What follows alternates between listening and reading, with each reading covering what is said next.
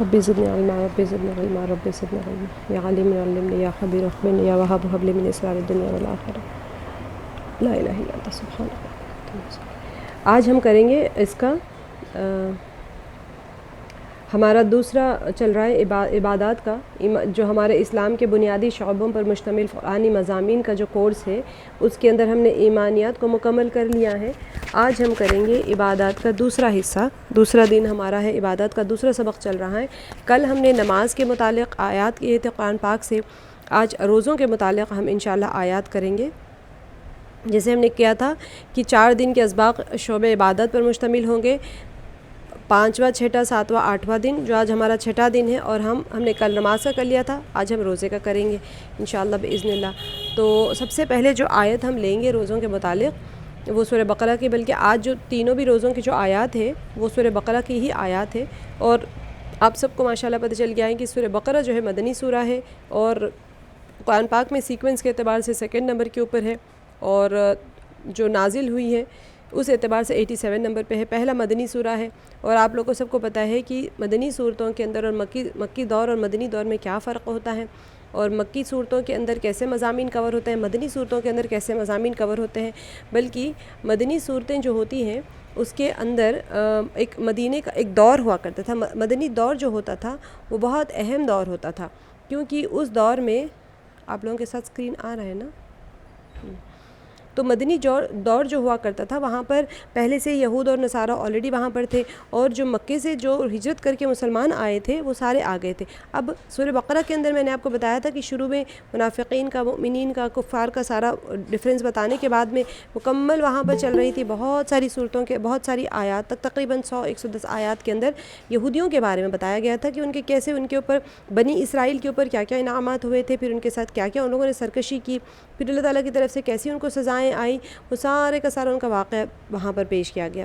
اس کے بعد میں ہمارا ایک مدینہ شریف میں پورے کا پورا مسلمانوں کا ایک سسٹم بن چکا تھا، اور یہاں سے پورے کے پورے احکامات، ہم نے نماز کے بھی احکام دیکھے تھے، ایمانیات میں بھی ہم نے دیکھا تھا کہ کس طرح سے مدنی سورہ بقرہ کا ہم اب تک جتنے بھی شعبے کرتے آئے سب میں سورہ بقرہ کی مضامین، ہم سورہ بقرہ میں سے مضامین لیتے ہی آ رہے ہیں مستقل طور پہ، یعنی مر کے اٹھائے جانے کے اوپر بھی، عمل نامے کے اوپر بھی، ایمانیات میں بھی، اور جتنے شعبے ہم نے ایمانیات میں کیے تھے اور نماز کے سارے سورہ بقرہ میں نہیں، سورہ بقرہ میں بہت سارے مضامین کور ہوتے چلے جاتے ہیں احکامات کے اعتبار سے۔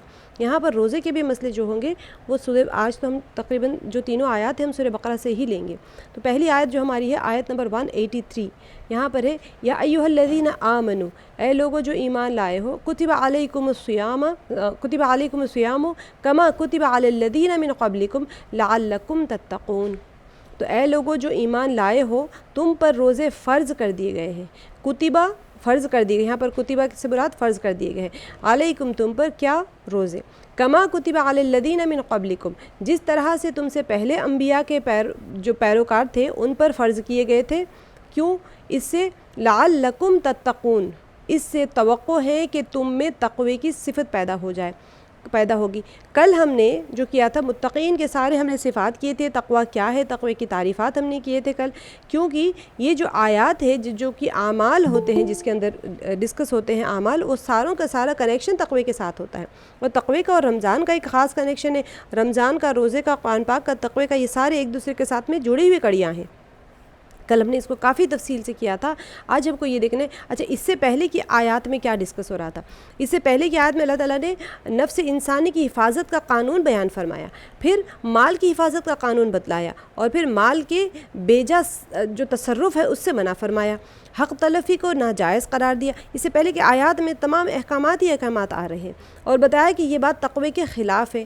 ایمانیات کے ذکر کے بعد میں اللہ تعالیٰ نے اسلام کا قانون اور فوجداری بیان فرمایا، اور قصاص اور دیت کے تذکرہ کیا تھا اس کے پچھلی آیتوں میں، اور یہ اصول بیان کرنے کا مقصد کیا ہے کہ تم اس عمل پر جو بھی اللہ تعالیٰ جو اعمال بتا رہے ہیں وہ ان کے اوپر پورے کے پورے عمل کرنے لگ جاؤ تاکہ تقوی حاصل کر لو۔ سبحان اللہ۔ تو اب یہ جو آیت ہے اس کے اندر اللہ سبحانہ وتعالیٰ، یہ جو زیر بحث آیت ہے، اس میں ارکان اسلام میں سے ایک اہم رکن جو کہ روزہ ہے اس کو بیان کر رہے ہیں۔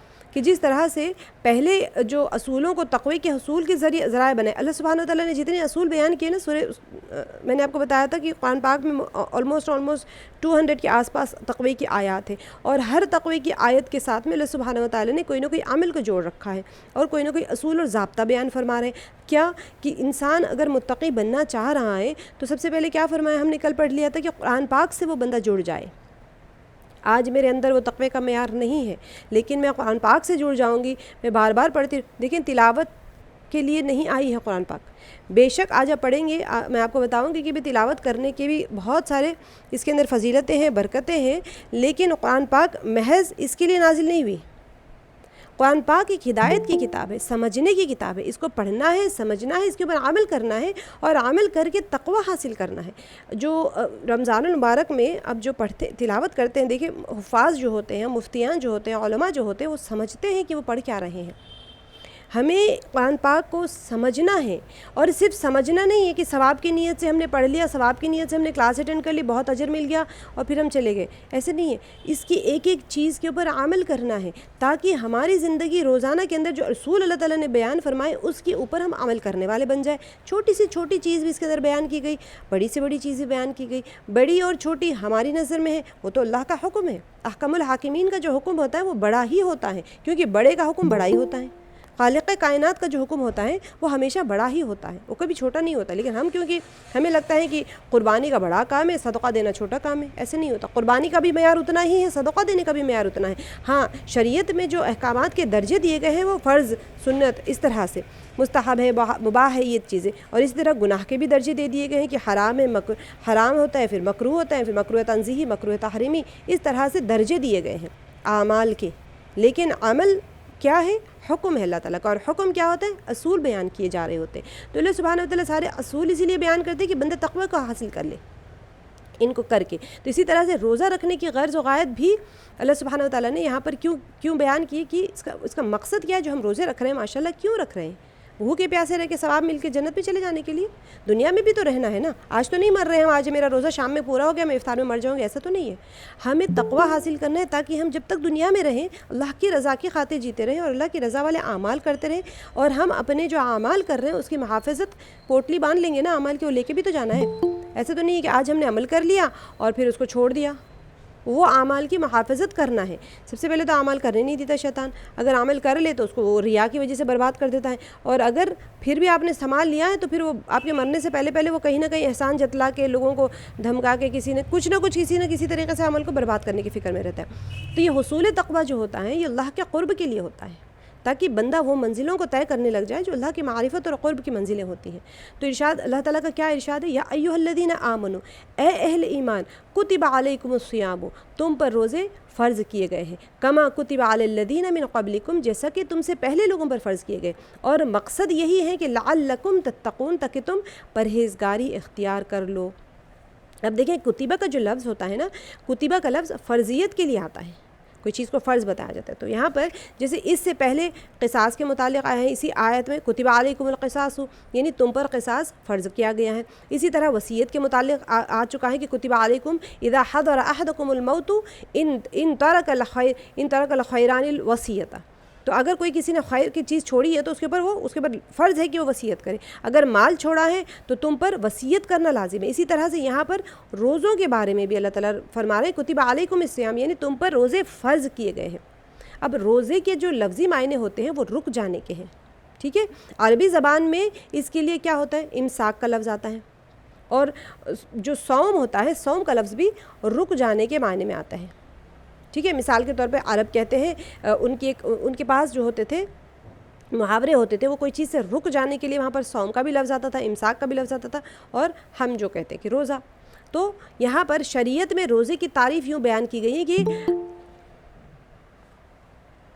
کیسے؟ الامساک عن الاکل والشرب والجماع من طلوع الفجر الى غروب الشمس، یہ ہے روزے کی تعریف عربی میں۔ اگر آپ دیکھیں تو طلوع فجر سے لے کر غروب آفتاب تک کھانے پینے اور خواہشات نفسانی سے اپنے آپ کو روکے رکھنے کا نام روزہ ہے، ٹھیک ہے۔ اور روزہ کیا ہے؟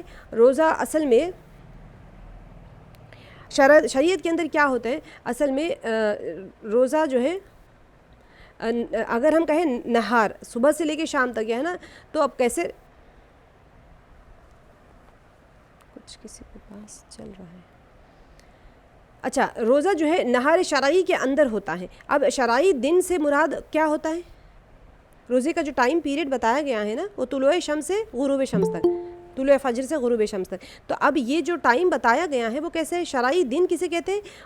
پاؤں پھوٹنے سے لے کر سورج غروب ہونے تک کا وقت. ٹھیک ہے، اس دوران کھانے پینے اور نفسانی خواہشات سے باز رہنا اس نیت کے ساتھ کہ میرا روزہ ہے. نیت بھی ضروری ہے، ہم نے کل پڑھ لیا تھا نیت کا. تو یہی صوم ہے اور اسلام کے ارکان میں سے تیسرا رکن ہے. ٹھیک ہے، کلمہ پڑھنا ہے، پھر نماز، اور یہ روزہ تیسرا رکن ہے اسلام کے ارکان میں سے. ہم جو پڑھ رہے ہیں یہ شعبے پڑھ رہے ہیں، دین کے شعبے. اس کے اندر آپ کو وہ نہیں روزہ نہیں رہے گا، ایمانیات، عبادات، اخلاقیات، معاملات، معاشرت، یہ دین کے شعبے ہمارے جو علماء نے اس کو ڈیوائیڈ کر کے رکھے تاکہ انسان پورے مکمل دین کے اوپر عمل کر لے. لیکن ارکان 5 جو ہوتے ہیں وہ کلمہ پڑھنا ہے، نماز، روزہ، پھر زکوٰۃ دینا ہے، پھر حج کرنا ہے اگر وہ بندہ استطاعت والا ہے. لیکن کلمہ پڑھنا اور نماز پڑھنا اور روزہ رکھنا ہر ایک کے اوپر فرض ہے، یہ ارکان میں سے ہے. حج اور زکوٰۃ صرف صاحب جو استطاعت والے ہیں ان کے لیے ہوگا. تو یہی صوم اور یہی صوم ہے، یعنی جو انسان جو ہے نفسانی خواہشات سے باز رہنا ہے. کب سے کب تک؟ صبح سے لے کے رات غروب آفتاب تک. اس کو ہم کہتے ہیں اسلام میں صوم، کہ اس کے ارکان یہ تیسرا رکن ہے. تو ارکان اسلام میں توحید، رسالت پر عقیدے کے بعد میں نماز. پہلے تو توحید اور رسالت کا عقیدہ آ گیا، پھر نماز، پھر زکوٰۃ، پھر روزے کا نمبر آتا ہے. چوتھا نمبر حج کا ہے. اسی ترتیب کے 5ویں رکن میں جہاد ہے. اچھا زکوٰۃ بھی آ جائے گا، پھر حج ہے، پھر جہاد بھی ہے. اگر وہاں پر جب وقت آ جائے اور جب جہاد کا ڈکلیریشن ہو جائے تو پھر جہاد فرض ہو جائے گا. جب ڈکلیئر کر دیا جائے تو، جسے مثال کے طور پہ مہدی علیہ السلام کا ظہور ہو جائے اور جہاد ڈکلیئر ہو جائے تو پھر فرض ہو جائے گا جہاد کرنا. پھر تو اس کا ذکر بھی بعد میں آ رہا ہے. اچھا قرآن پاک کے جو سورہ بقرہ میں آئے گا تفصیل سے آئے گا، لیکن اس وقت جب ان کے اوپر فرض کر دیا گیا تو پھر ان کے اوپر فرض ہو گیا تھا. تو ان تمام ارکان کا تذکرہ سورہ بقرہ میں اس ترتیب سے آ رہا ہے جیسے کہ حضور صلی اللہ علیہ وسلم کا ارشاد گرامی علیکم بالصوم فإنہ لا عیدل لہ، روزے کو لازم پکڑو کیونکہ روزہ جیسی کوئی اور عبادت نہیں ہے. اب یہاں پر فرمایا کہ اے ایمان والو، یہ روزے صرف تم پر ہی نہیں فرض کیے گئے بلکہ تم سے پہلے گزرنے والے لوگوں پر بھی اسی طرح فرض تھے. البتہ ان روزوں کی مقدار اور تعداد مختلف امتوں کے لیے الگ الگ ہوتی تھی. پچھلی امتوں کی جیسے کہ مشہور ہے کہ حضرت آدم علیہ السلام ایام 20 یعنی 13، 14، 15 کے روزے رکھتے تھے. ہر ماہ کی 13، 14 اور 15 یہ تاریخوں کو ایام 20 کہتے ہیں. تو آدم علیہ السلام کے زمانے میں یہ 3 روزے تھے، اور پھر یہ روزے امت محمدیہ صلی اللہ علیہ وسلم کے لیے مستحب کا درجہ رکھتے ہیں. ٹھیک ہے، ہمارے یہاں پر ان کے ٹائم پہ فرضیت اتنی ہی تھی، حالانکہ حضرت آدم علیہ السلام کے لیے فرض تھے. ٹھیک ہے، اب حضرت نوح علیہ السلام کی امت کے لوگ بڑے سخت مزاج اور اکھڑ ٹائپ کے تھے. تو پھر ان میں کیسے تھا؟ تو ان میں ایک جیسا ہوتا ہے نا بہیمت کا عنصر زیادہ مقدار میں ہوا کرتا تھا. تو اسی وجہ سے کیا ہوا، اسے کم کرنے کے لیے اس امت کو سارا سال روزے رکھنے کا حکم تھا. کیسے کہتے ہیں نا جانوروں کی طرح ان کے اندر ایک عادت تھی، تو بہت زیادہ ان کے اندر وہ عنصر، ان کے اندر وہ پارٹ، وہ کوالٹی زیادہ تھی انسان کے اندر. تو کیا کرتے پھر ان کو سال بھر روزے رکھنے کا حکم تھا. ٹھیک ہے، حضرت داؤد علیہ السلام ایک دن روزہ رکھتے تھے اور دوسرے دن افطار کرتے تھے. حضرت عیسیٰ علیہ السلام جو ہے 2 دن روزہ رکھتے تھے اور تیسرے دن افطار کرتے تھے. اب یہ اس امت جو آخر زمان کے لیے کیا ہو گیا، نبی علیہ پاک صلی اللہ علیہ وسلم کی امت ہے نا ہم لوگ، تو ہمارے لیے کیا ہو گیا، اللہ تعالیٰ نے سال بھر میں 1 ماہ کے روزے فرض کیے ہیں. ان کے متعلق فرمایا کہ ایام معدودات، یہ گنتی کے چند دن ہیں، یعنی 360 دن میں سے 29 یا 30 دن کے روزے فرض قرار دیے ہیں. ٹھیک ہے، اب موسیٰ علیہ السلام کی شریعت میں کیا تھا، 40 روزے تھے رکھنے کا ذکر آیا. موسیٰ علیہ السلام کے انہوں نے رکھا تھا، اور انصار پر اور نصارہ پر 1 ماہ کے روزے فرض تھے، مگر انہوں نے اس حکم میں تبدیلی پیدا کر لی. طبرانی شریف کی روایت میں آتا ہے کہ عیسائیوں کا کوئی بادشاہ بیمار ہو گیا. ٹھیک ہے، تو گرمی کے روزے تھے. اس نے کہا کہ اگر اللہ تعالیٰ نے تندرستی دی تو ہم 30 کے بجائے 40 روزے رکھیں گے. اسی طرح ایک اور بادشاہ بیمار ہوا تو اس نے کہا کہ تندرست ہو کر مزید 7 روزے رکھوں گا. تو اب یہ جو اس طرح سے انہوں نے کیا کیا، اپنے روزوں کی تعداد کیا کر لی، 47 تک کر لی.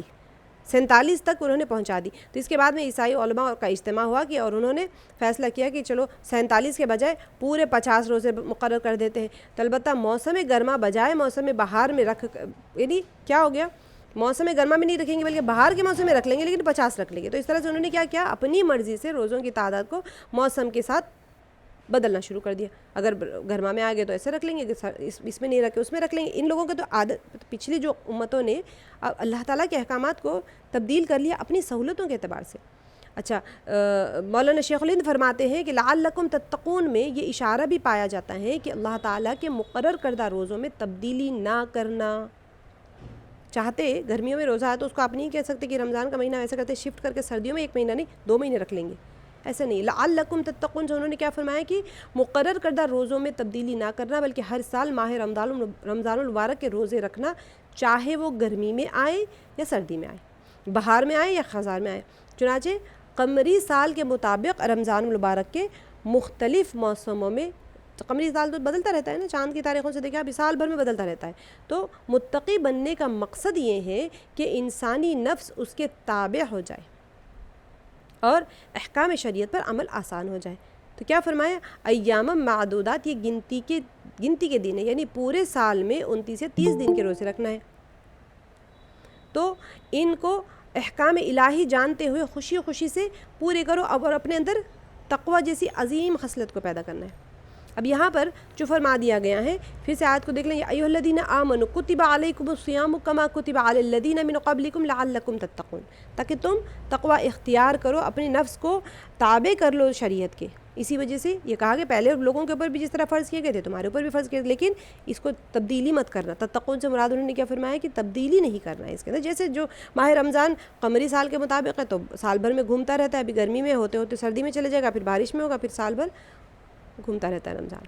آگے کی آیت جو اہم ہے، شہر رمضان الذی انزل فیہ القرآن ھدی للناس وبینات من الھدی والفرقان فمن شہد منکم الشہر فلیصمہ ومن کان مریضا او علی سفر فعدۃ من ایام اخر یرید اللہ بکم الیسر ولا یرید بکم العسر. اب یہاں پر وَلِتُكْمِلُوا الْعِدَّةَ وَلِتُكَبِّرُوا اللَّهَ عَلَى مَا هَدَاكُمْ وَلَعَلَّكُمْ تَشْكُرُونَ. یہ بہت اہم آیت ہے، اس کے اندر بہت سارے چیزیں کور کر دی گئی ہیں.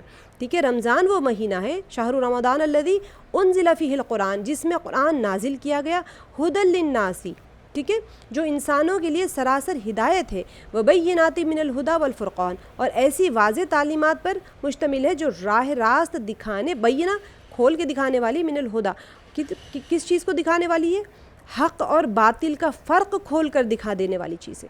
فرقان یعنی بالکل کھول کے دکھا دینے والی چیز جو ہوتی ہے نا، تو بینات ایک دم واضح طور پہ جو ہدایت ہے، اور فرقان ہے اس کو کھول کے دکھا دینے والی چیز ہے. تو لہذا اب سے جو شخص اس مہینے کو پائے اس پر لازم ہے کہ فمن شہیدہ، جو پائے، منکم تم میں سے، یہ رمضان کا مہینہ، ٹھیک ہے، فلیصمہ، تو اس کو چاہیے کہ وہ روزہ رکھے. ومن کان مریضا، یعنی پورے مہینے کے روزے رکھے، اور جو کوئی مریض ہو یا سفر پر ہو، او علی سفر فعدۃ من ایام اخر، تو وہ کیا کرے، تو وہ دوسرے دنوں میں تعداد کو پوری کر لے.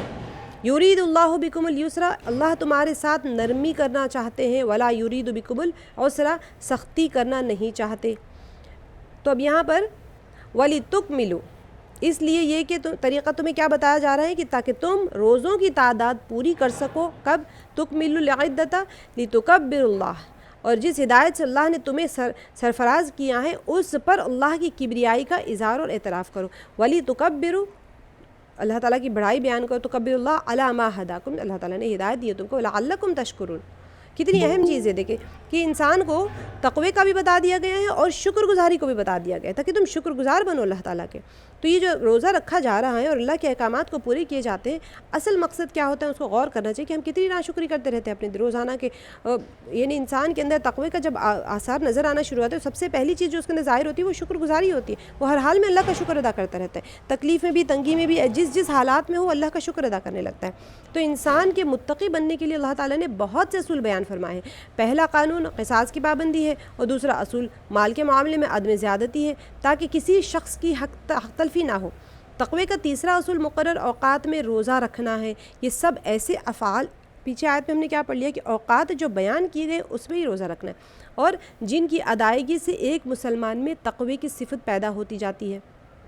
اور پھر پچھلے آیتوں میں کیا دیکھا تھا ہم نے کہ روزے کی فرضیت بیان فرمائی ہے، اور کہ ایمان والوں پر 1 ماہ کے روزے فرض کیے گئے ہیں، ٹھیک ہے۔ یہ چند گنے ہوئے دن ہیں جو کہ پورے سال میں 29 یا 30 دن کے، اور جن میں روزہ رکھنا ضروری قرار دیا گیا ہے۔ فرض مطلب ضروری ہے۔ اب ماہ رمضان کے روزوں کی فرضیت سے پہلے کیا تھا؟ ابھی مثال کے طور ماہ رمضان کے جو فرض نہیں روزے ہوئے تھے نا، اس سے پہلے عاشورہ کا روزہ فرض تھا۔ یہ روزہ حضور نبی صلی اللہ علیہ وسلم نے بھی رکھا، اور دوسرے لوگوں سے بھی رکھوایا گیا ہے، ٹھیک ہے، بلکہ بچے بھی یہ روزہ رکھتے تھے۔ اس کے بعد جب رمضان کے روزوں کی فرضیت کا حکم نازل ہوا تو عاشورے کا روزے کی فرضیت ختم ہو گئی۔ البتہ عاشورے کے 2 روزے رکھنے کی اب بھی بڑی فضیلت ہے، یہ بڑے اجر اور ثواب کا باعث ہے۔ یوم عرفہ کا روزہ بھی، اچھا عاشورہ کا آپ لوگ کو پتہ ہے نا، 10 محرم کو کہتے ہیں عاشورہ، چاہے 9-10 کو رکھیں یا 10-11 کو رکھیں، عاشورہ جو ہوتا ہے بالکل۔ تو عرفہ کا کون سا دن ہے؟ عید کا دن جو ہوتا ہے، 9 ذی الحجہ کا دن ہوتا ہے۔ یوم عرفہ کا روزہ بھی بڑے ثواب کا حامل ہے، مگر فرض نہیں ہے، ٹھیک ہے۔ اب رمضان کے روزوں کی فرضیت سے پہلے عاشورہ کا روزہ فرض تھا، جیسے ہی رمضان کا فرضیت آ گئی تو اس کی فرضیت ختم ہو گئی تھی۔ اسی طرح ایام بیض یعنی کہ ہر ماہ کے درمیانی 3 روزے مستحب ہیں۔ کون سے؟ چاند کی 13، 14، 15، ٹھیک ہے۔ رمضان کے بعد شوال کے 6 روزے بہت بڑے اجر کے موجب ہیں۔ حضور علیہ الصلوۃ والسلام نے فرمایا کہ جس نے ماہ رمضان کے روزے رکھے اور اس کے بعد 6 روزے شوال کے رکھے، ٹھیک ہے، شوال سے ملا لے، وہ شخص ایسا ہے جیسے کہ پورے سال کا روزے رکھا ہوا ہے، پورے سال کا روزے دار ہوا بندے نے۔ تو ہم فرضیت صرف رمضان کے روزوں کی ہی، ہمارے نزدیک جو ہے صرف رمضان کے روزے ہی فرض ہے، لیکن جنہیں اللہ تعالیٰ نے ایام معدودات فرمایا ہے، یہ اصل بات یہ ہے کہ 29 و 30 روزے، لیکن اس کے علاوہ جو ہے آپ کو میں نے جو بتائے ہیں 5 روزے پھر آپ کو حرام ہے، آپ سب کو پتہ ہوگا، عیدین کے روزے اور پھر 11، 12، 13 کے روزے۔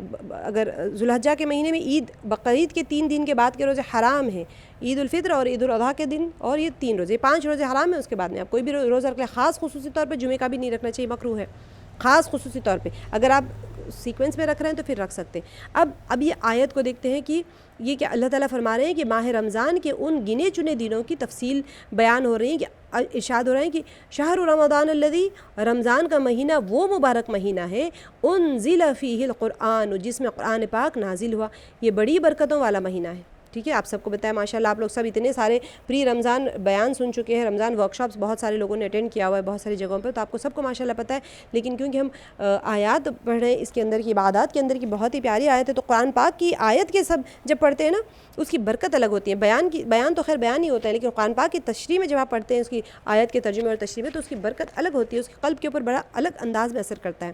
تو سب سے بڑی برکت یہ ہے کہ اس میں قرآن پاک نازل ہوا، انزل فیہ القرآن۔ نزول قرآن کے سلسلے میں مفسرین کے بہت سے اقوال ہیں، ٹھیک ہے، کہ اس ماہ میں قرآن کریم کو نقل کر کے لوح محفوظ سے شہر کے معنی کیا ہوتا ہے؟ اچھا، لوح محفوظ سے پہلے آسمان پہ لایا گیا، پھر بتدریج 23 ایئرز میں آہستہ آہستہ اترتا گیا۔ اب یہاں پر شہر کے معنی کیا ہے کہ اس کی جمع شہور آتی ہے۔ رمضان کا مہینہ جو ہے، ایک منٹ رکے، شہر کے معنی ہوتے ہیں مہینہ، ٹھیک ہے، اس کی جمع آتی ہے شہور۔ رمضان کے لیے کیا معنی آتا ہے؟ شہر رمضان جو کہا جا رہا ہے، تو رمضان کا مطلب ہے تپش، ٹھیک ہے۔ بعض فرماتے ہیں کہ فرضیت روزوں کے زمانے میں گرمی کے موسم میں رمضان کا مہینہ آیا، تو اس واسطے سے کیا ہو گیا کہ اسے رمضان یعنی گرمی یا تپش والا مہینہ کہتے ہیں۔ اور جب سے اچھا، آپ کو میں مہینوں کے بھی بتا دیتی ہوں، چلے ایک اچھا سا میں آپ لوگ کو ایک بتا لیتی ہوں، رکے، ہاں، کہ رمضان کے مہینہ کیونکہ گرمی میں آیا تو اس کا مطلب یہ تپش اس کے معنی ہوتے ہیں۔ رجب سے مراد عزت والا یعنی معظم مہینہ ہے، ٹھیک ہے۔ جمادی الاولیٰ اور جمادی الآخر سردی کے موسم کے مہینے تھے عربs کے پاس میں، اور جمد کس کے تھے کہ منجمد ہو جانا یعنی جم جانا، ٹھیک ہے۔ اسی طرح سے شعبان کا معنی کیا ہوتا تھا؟ پراگندہ ہونا۔ اس موسم میں قبائل ادھر ادھر پراگندہ ہو جاتے تھے، کوئی تجارت وغیرہ کے لیے کچھ اس طرح سے وہ لوگ بکھر جاتے تھے الگ الگ۔ اب ذی قعدہ اور قعود یعنی کہ بیٹھنے کے معنی میں آتے ہیں، تو اسی طرح سے ذوالقعدہ کے مطلب کہ بیٹھنا، کوئی ہو سکتا ہے کہ ممکن کوئی ایک جگہ آ کر بیٹھ جاتے تھے ہوں گے اس مہینے میں، یا پھر کیا ان کے کوئی میلے وغیرہ کچھ لگتے تھے ہوں گے۔ ذوالحج کا یہ نام اس لیے ہے کہ اس مہینے میں حج کے ارکان ادا کیے جاتے ہیں۔ محرم سے مراد حرمت والا مہینہ، صفر سے مراد خالی مہینہ ہے۔ اسی طریقے سے ربیع جو ہوتا ہے یہ بہار کو کہتے ہیں، اور اسی وجہ سے ربیع الاول اور ربیع الاخر جو ہے اسی مناسبت سے نام دیے گئے ہیں کہ وہ بہار کے مہینے ہوتے تھے۔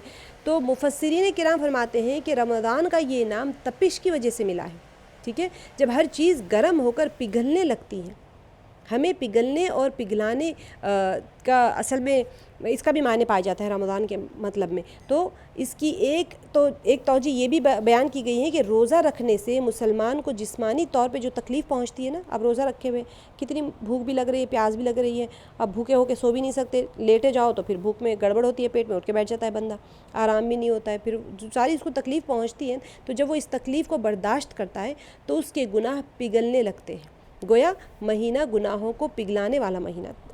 مفسرین کے اقوال جو تشریح دی گئی ہے۔ تو قرآن پاک کے رمضان المبارک میں نزول کے متعلق حضرت عبداللہ بن عباس رضی اللہ عنہ، سعید بن جبیر رضی اللہ عنہ اور امام حسن بصری رحمۃ اللہ علیہ فرماتے ہیں کہ اللہ تعالیٰ نے قرآن پاک کو ماہ رمضان کی ایک رات لیلۃ القدر میں لوح محفوظ سے بیت العزت میں اتارا، ٹھیک ہے، اور پھر وہاں سے پورے 23 ایئرز میں تھوڑا تھوڑا کر کے نبی پاک صلی اللہ علیہ وسلم کے پر نازل فرمایا۔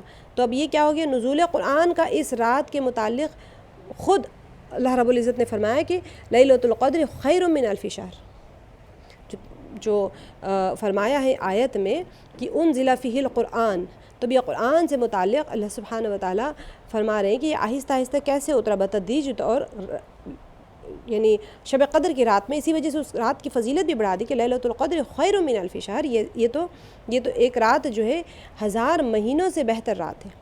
اگر یہ میسر آ جائے تو پھر اس ایک رات کی عبادت 83 سال کی عبادت سے زیادہ افضل ہے۔ یہ بہت بڑی فضیلت والی رات ہے۔ اللہ تعالیٰ جیسے فرماتے ہیں کہ آخری عشرے میں شب القدر کو تلاش کرنا چاہیے اور طاق راتوں میں تلاش کرنا چاہیے۔ اب یہاں پر کیا فرمایا گیا کہ اس ماہ مبارک کو قرآن پاک کے ساتھ میں ہم کیسے یاد کرتے ہیں کہ اس کا ایک کنیکشن کی طرح خصوصی لگاؤ کے ساتھ ہم اس کو یاد کرتے ہیں۔ اسی لیے حکم ہے کہ اس مہینے میں قرآن پاک کی زیادہ سے زیادہ تلاوت کی جائے۔ اگرچہ محض تلاوت جو ہوتا ہے مقصد نہیں ہوتا ہے، لیکن مقصد یہ ہے کہ اس سے ہم نصیحت پکڑیں۔ آپ بیٹھے ہیں ماشاءاللہ، کل ہم نے جو آیتیں پڑھی ہیں، پرسوں ہم نے جو پڑھی ہیں، آیتوں کی تشریحات جو پڑھ رہے ہیں، سمجھنے کی کوشش کر رہے ہیں خلاصے کے طور پہ، وہ ہماری زندگی میں آنا شروع ہو جائے۔ اصل مقصد وہ ہے کہ ہم نصیحت لیں تاکہ ہم اصولوں کی پیروی کریں اور اس کے احکام پر عمل کریں۔ اسی لیے شاہ ولی اللہ محدث دہلوی رحمۃ اللہ علیہ فرماتے ہیں کہ کیا ہے مقصد جو نزول کا قرآن ہے وہ محض تلفظ نہیں ہے، پڑھنا ہے اور بس پڑھتے جانا ہے، ایسے نہیں ہے۔ اگرچہ اس زمانے میں محض تلاوت بھی غنیمت ہے۔ اچھا کوئی کہہ دیں کہ بھائی مجھے تو سمجھ نہیں آتی تو میں تلاوت بھی نہ کروں، نہیں ایسے نہیں، تلاوت بھی غنیمت ہے۔ آج کل کے زمانے میں کوئی تلاوت کر رہا ہے تو پھر وہ بھی ٹھیک ہے، لیکن کیونکہ حضور علیہ الصلوۃ والسلام کا ارشاد مبارک ہے قرآن پاک کا ایک ایک حرف پڑھنے سے 10 نیکیاں حاصل ہوتی ہیں۔ فرمایا کہ جب کوئی شخص خلوص دل کے ساتھ میں 3 حرف الف لام میم پڑھتا ہے، حروف مقطعات الف لام میم کو پڑھتا ہے، تو پھر 30 نیکیوں کا مستحق ہو جاتا ہے۔ اللہ تعالیٰ کے کلام کی اس قدر برکت ہے کہ شیخ الاسلام حضرت مولانا سید حسین حمدانی رحمۃ اللہ علیہ،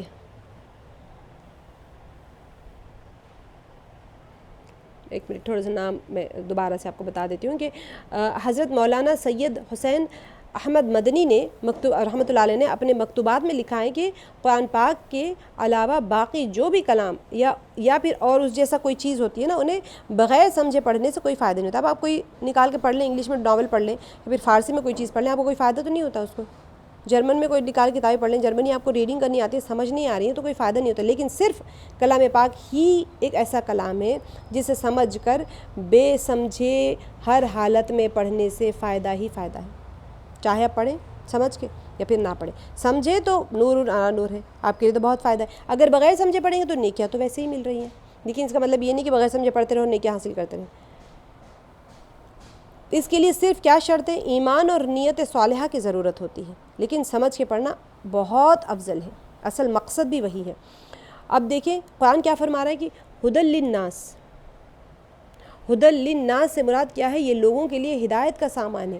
یہ آیت یہ ایسی ہدایت ہے جو انسان کے لیے سب سے ضروری چیز ہے. آپ نماز کی ہر رکعت میں پڑھتے ہیں نا اہدنا الصراط المستقیم، اے اللہ ہم کو سیدھے راستے پر چلا اور ہمیں سیدھا راستہ دکھا. تو سیدھا راستہ وہی ہے جو قرآن پاک دکھاتا ہے. یعنی اس طرح اعتقاد رکھنا چاہیے کہ اس طرح عمل کرو، اور اللہ سبحانہ و تعالیٰ جیسے ہم قرآن پاک میں کتنے آسانی سے فرماتے ہیں نا، یہ عمل کرو، اس طرح سے اخلاق پیدا کرو اپنے، اور یہ معاشرتی اور یہ معاشی مسائل ہے تو اس کو اس طرح سے حل کرو. معاشرہ ہمیں کہتے ہیں سوسائٹی کو، آپ کے اپنے مالی، آپ کی فائنینشیل پرابلمز ہے، چاہے سوشل پرابلمز ہے، اس کو کیسے حل کریں گے ہم. قرآن پاک بتاتا ہے ہمیں، قرآن پاک ہمارا گائیڈ ہے. حضور علیہ الصلوۃ والسلام کی حدیث اس کی شرح ہے. کیسے کہیں گے آپ کو ایکسپلینیشن چاہیے، آپ کوئی ٹیکسٹ بک آپ کو لا کے دے دیے، بہت مشکل ٹیکسٹ بک ہے، آپ کو سمجھ نہیں آ رہی تو آپ اس کی گائیڈ ڈھونڈتے ہیں، ہے نا. تو حدیث مبارکہ اس کی شرح ہے، اور قرآن پاک کو کھول کر بیان کرنے والی چیز ہی حدیث مبارکہ ہے. امام شافعی رحمہ اللہ، شاہ ولی اللہ محدث دہلوی رحمۃ اللہ علیہ اور مولانا سید احمد گنگوہی فرماتے ہیں کہ ہر صحیح حدیث قرآن پاک کی شرح ہے. شرح ایکسپلینیشن کو کہتے ہیں. ٹھیک ہے، صحیح احادیث کے بغیر قرآن پاک کو سمجھنا ممکن نہیں ہے، بالکل نہیں پڑھ سکتا، سمجھ ہی نہیں سکتا انسان قرآن پاک کو اگر وہ احادیث مبارکہ کی روشنی میں جا کر نہ سمجھے. ورنہ پھر کیا کرتے ہیں اکثر اس کو، قرآن پاک کو سمجھنے کے لیے یہود اور نصرانیوں کی کتابوں سے اٹھاتے ہیں، وہاں سے چیزیں ایکسپلینیشنز لے کے سمجھنے کی کوشش کرتے ہیں، گمراہ ہو جاتے ہیں. آپ دیکھیں بہت سارے لوگ جو اس کے اوپر ریسرچ کرتے رہتے ہیں آیات کے اوپر، کیسے گمراہ ہوتے ہیں؟ کیونکہ حدیث کی روشنی میں جب کوئی چیز، کیونکہ وہ اس کی گائیڈ ہے، نبی صلی اللہ علیہ وسلم نے ہی تو سمجھا، اور کون سمجھا سکتا ہے؟ دیکھیں کہا جاتا ہے کہ خود مفتی نہیں بننا چاہیے، خود پڑھ لیں گے، خود سمجھ لیں گے اور اس کے اوپر عمل بھی کر لیں گے. کیونکہ فرمایا گیا کہ فَاسْأَلُوا أَهْلَ الذِّكْرِ إِن كُنتُمْ لَا تَعْلَمُونَ، اگر تمہیں خود علم نہیں تو اہل علم کے پاس جاؤ. حضرت عبداللہ بن مسعود رضی اللہ عنہ نے قسم اٹھا کر کہا کہ قسم ہے اس ذات پاک کی جس کا کوئی شریک نہیں ہے، حضور علیہ الصلوۃ والسلام کے بعد اپنے اس دور میں اگر مجھے معلوم ہو جائے کہ فلاں شخص مجھ سے زیادہ، عبداللہ ابن مسعود رضی اللہ عنہ کون ہے؟ فقیہ ہے، سب سے زیادہ قرآن پاک کا علم رکھنے والے. وہ کہہ رہے ہیں، کیا کہہ رہے ہیں کہ اگر مجھے پتہ چل جائے کہ فلاں شخص مجھ سے زیادہ قرآن کریم جاننے والا ہے تو پھر میں سواری پر سوار ہو کر اس کے پاس جاؤں، خواہ مجھے کتنا ہی لمبا سفر کرنا پڑے. سبحان اللہ. صحابہ کرام کا آپ دیکھیں کیسی مثالیں ہوتی تھی. ایک ایک حدیث کو حاصل کرنے کی خاطر وہ لوگ 2 ماہ کا سفر کیا کرتے تھے. ایک ایک مسئلے کو معلوم کرنے کے لیے وہ طویل سفر کے جتنی پریشانیاں تکلیفیں اٹھاتے تھے سب برداشت کرتے تھے، مگر اس مقصد سے ہٹ کر کوئی دوسرا مفاد حاصل نہیں کرتے تھے. اچھا کہیں جاتے ہیں نا، یہاں تک کہ وہاں پر سے جب وہ پہنچتے ہیں تو وہاں کھانا بھی نہیں کھاتے تھے. وہ لوگ جس کے گھر میں حدیث سیکھ رہے ہیں وہاں سے کچھ کھانا، ناشتے تک نہیں کرتے، کچھ بھی نہیں. کیوں؟ وہ کہتے تھے کہ ہمارے حصول کے مقصد کے بعد میں اگر فوراً ہم واپس نہیں لوٹ آئیں گے تو پھر ڈر ہے کہ ایسا اگر ہم نہیں کریں گے تو پھر ہمارے اجر میں کمی نہ واقع ہو جائے.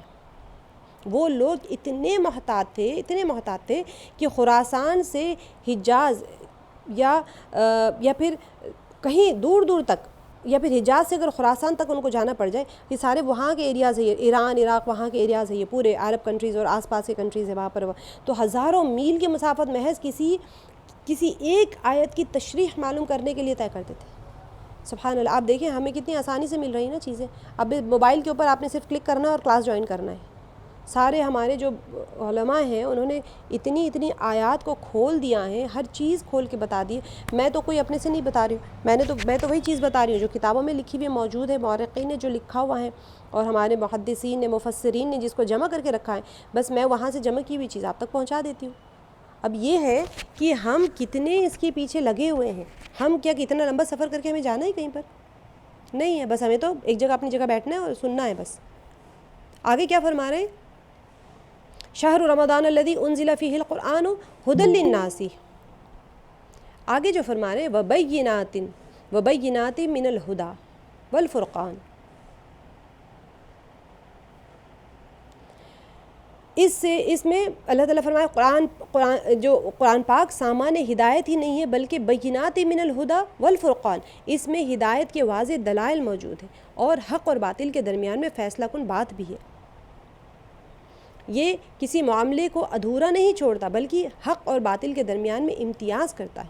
حق بھی ہے باطل بھی. میں نے آپ کو پہلی کلاس میں اور بار بار میں بتاتی رہتی ہوں کہ دین ہمیں یہ جو نور وحی کی ضرورت کیوں پڑتی ہے، کیونکہ جب عقل دھوکہ کھانے کا چانس ہوتا ہے، آپ عقل استعمال کر لیں 100% آپ وہاں دھوکہ کھا جائیں گے. وہاں پر آپ کو پھر علم وحی کی ضرورت پڑتی ہے.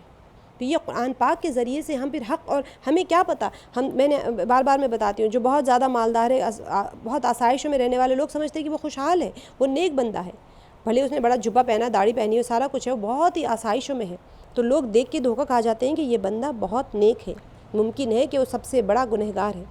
اور ایک بندہ پھٹے حال بیٹھا ہوتا ہے درخت کے نیچے، لوگ سمجھتے ہیں کہ بھئی ایسے ہی ایک، جیسے حدیث مبارکہ میں بھی آتا ہے جس کا مفہوم ہے کہ اگر کوئی اس کو رشتہ پوچھیں گے تو کوئی رشتہ نہ دے، کوئی شریف بات کریں کہیں تو جا کے بات نہ سنے اس بندے کی، کوئی امانت بھی نہ رکھا ہے، کچھ بھی نہ کرے، لیکن وہ بندہ اللہ کے نزدیک نیک ہے۔ ہماری عقل دھوکہ کھا رہی ہے وہاں پر اس کو دیکھ کے۔ تو جہاں عقل کوئی چیز میں، کوئی معاملات میں، کسی بھی چیز میں بندہ عقل سے دھوکہ کھانے کا چانس ہوتا ہے، تو یہ قرآن پاک جو ہوتا ہے حق اور باطل کے درمیان میں فیصلہ کر دیتا ہے۔ یہ کسی معاملے کو ادھورا نہیں چھوڑتا، بلکہ حق اور باطل کے درمیان میں ایسا امتیاز کر دیتا ہے کہ آپ کو بالکل شبہ ختم ہو جاتا ہے۔